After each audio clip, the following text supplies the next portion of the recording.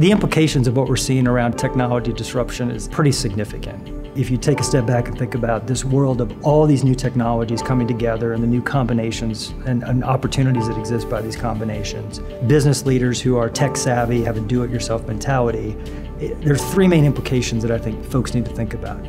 The first is around adaptability. It's about building an IT organization that's much more adaptable to the business and to the marketplaces and the changes we're seeing. And ideally, we're adapting in front of the triggers as opposed to adapting in response to those triggers. The second area is around governance. So rethinking governance to a way that's more about what are the right boundaries to set, where people can play, right? Creating spaces for business to innovate in, right, that are protected, that are isolated and quarantined if you need them to be, but it also gives the business a freedom to play with technology and innovate with technology. And the third is around architecture. What architecture is going to be about is more about modularity, and this modularity again defines spaces in which people play. It's got the boundaries established, and it's got protection mechanisms that if somebody goes off the reservation, right, you can shut it down. It's more than just a series of activities. It's not about doing idle and building a service catalog and putting in an agile delivery methodology and getting some mobility developers. Right? It's really about fundamental change in the way IT thinks, the way it acts, and the way it delivers value. So the model we're talking about with our clients around this new world is the BIO model. Broker, integrate, orchestrate.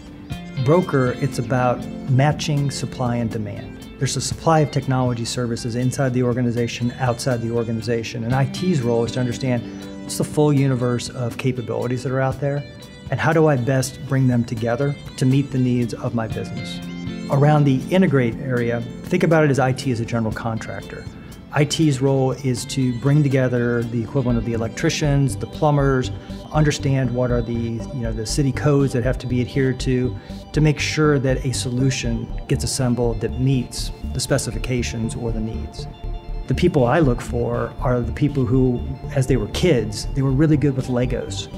You could pour a bunch of Legos out on the floor, they could go through, pick out the pieces and parts they need, and build you what you're looking for. And I think that applies to the solution architects that we're going to need in the future for IT. And around orchestrate, it's about end-to-end service delivery. And this is really about looking at it from a services layer, how do these different services come together to meet an outcome, versus looking at it as managing technology or managing vendors around contract specifications. You can change mindsets, you can get the new skills and capabilities established, and you can create an environment where you can basically start experimenting with these new models, figure out what works for your organization, what doesn't work. I think you can be moving down the path in a much more rapid fashion.